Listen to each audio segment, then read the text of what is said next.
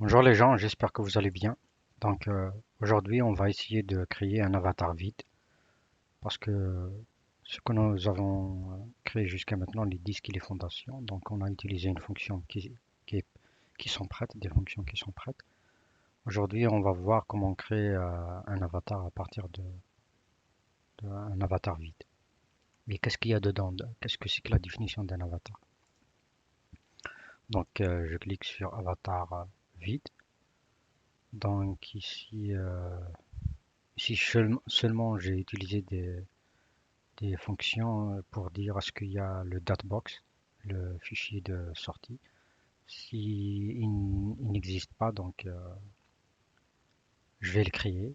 Mais par contre, bon, ici j'ai pas fait l'écriture des fichiers, mais par contre la fonction write datebox, elle le fait automatiquement. C'est pas la peine voilà, de pas, mais vous pouvez l'utiliser aussi.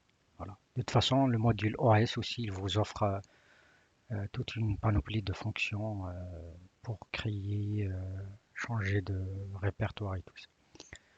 Donc je crée toujours, je suis dans la dimension 2, les rayons c'est 1. Ici j'ai créé les conteneurs, donc c'est pas la peine de les expliquer. Je crée un modèle, j'ai créé deux matériaux, je les ai laissés. Donc ici définition d'avatar, au lieu d'utiliser rigid disk, rigid junction, donc je passe par la fonction avatar. Donc il y a vraiment beaucoup de fonctions dedans. À, à l'aide de la fonction add node, donc je crée un nœud. Et le nœud, il a besoin de deux paramètres, nombre de nœuds, donc un seul, qui sera le centre d'inertie. Et je crée à l'aide aussi de la fonction node, donc je crée un nœud, mais je lui donne en paramètre coordonnées du nœud qui est un tableau 0,0. Donc ici, je pourrais aussi dire, bon, sans passer par NumPy, je pourrais simplement corps est égal à un tableau simple. Si je fais ça, bon, bah, il va me dire is not defined disk. Quoi ça? Avant c'était quoi? Ah ouais, cluster, ouais, je le change.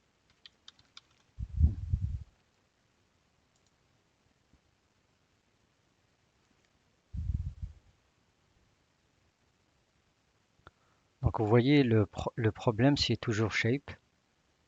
Voilà, il faut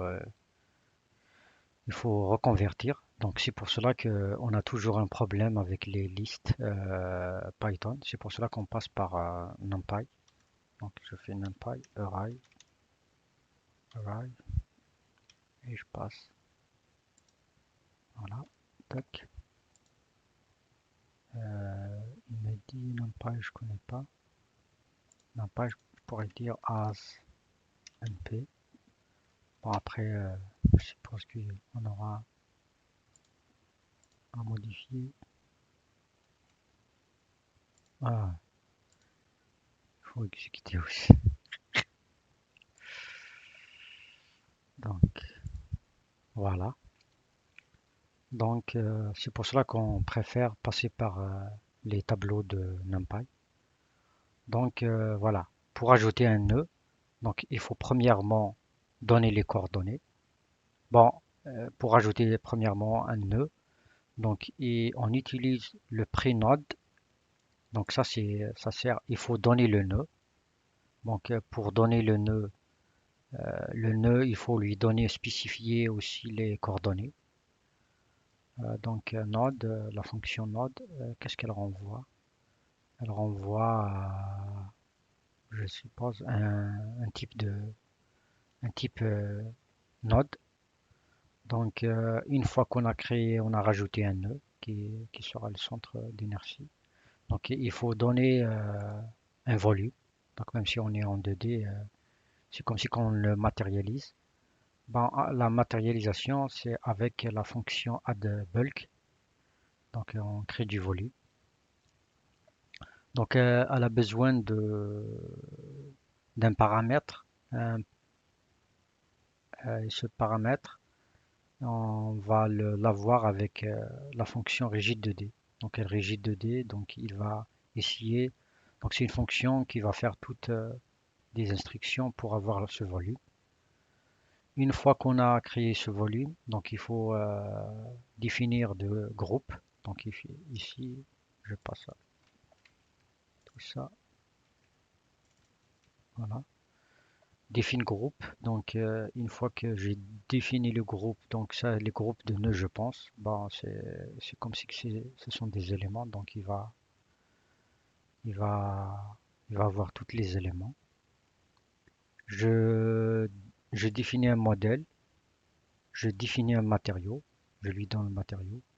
Donc ici aussi, c'est cluster.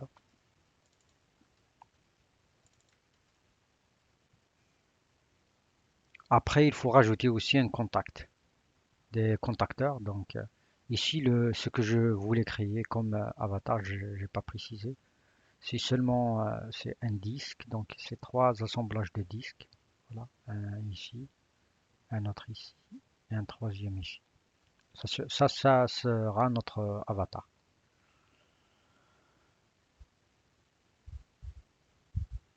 Donc, euh, on va donner modèle et matériaux, donc on a déjà. Maintenant, il faut établir le contacteur. C'est avec les contacteurs. C'est le contacteur en réalité. Le contacteur, c'est comme si que vous dites, euh, est-ce que vous voulez inclure les frontières? Voilà.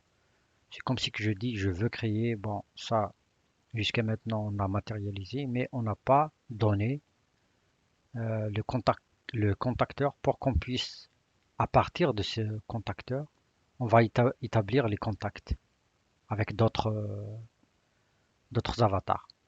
Alors, si on le laisse sans contacteur, c'est comme si que on va pas essayer, il y aura aucune possibilité de détecter et de voir la frontière, de détecter la frontière de notre cluster. Donc, je donne, à l'aide de la fonction add_contactors, donc je définis trois paramètres. Donc, le shape, comme je vous ai dit, les contacteurs, il y a des contacteurs de type disk, il y a de type junk, on l'a vu sur la table de visibilité. Donc moi, je vais des contacteurs de type disk, X à la fin pour simplement pour la chaîne. La couleur blue. Après, je veux par rayon, donc by radius. Je dis le rayon c'est radius, tu vas le chercher radius. Après, bon, je pourrais aussi, si je donne pas shift, shift c'est-à-dire c'est le centre. Si je donne pas le shift, c'est-à-dire il va, il va le faire lui-même avec un tableau de 0,0. Voilà, pour X et Y. Je rajoute aussi un autre contacteur de même type, mais par contre cette fois-ci je lui dis Shift, c'est-à-dire tu essaies d'avoir d'écarter sur un ici, sur les X.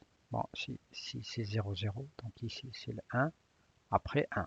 Donc ici, il aura le centre de deuxième contacteur. Après le troisième, je dis -1, donc je recule de moins jusqu'à -1. Après 1, donc le centre il sera ici. Voilà. Donc, et une fois que j'ai mes contacteurs, je définis mes contacteurs, il faut que j'appelle la fonction ComputerRigidProperties pour que je puisse avoir l'inertie et tout ça, recalculer l'inertie. Parce que avant, je l'ai fixé, le nœud il était à 0,0. Maintenant, il faut que je vais l'avoir ici, au milieu. Donc à partir de cette fonction, il va, il va recalculer l'inertie. Donc après, une fois que je termine, bon, c'est pas disque, c'est cluster. Hop,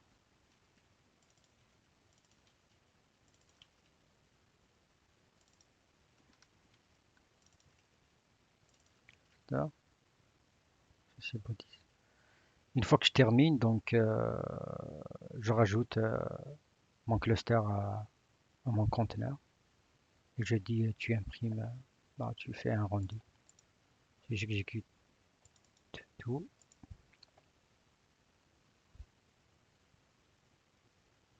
voilà. Voilà mon ça donc c'est pas bon, il n'y a pas une fonction dans le préprocesseur qui définit cet avatar. Donc je l'ai créé à partir de-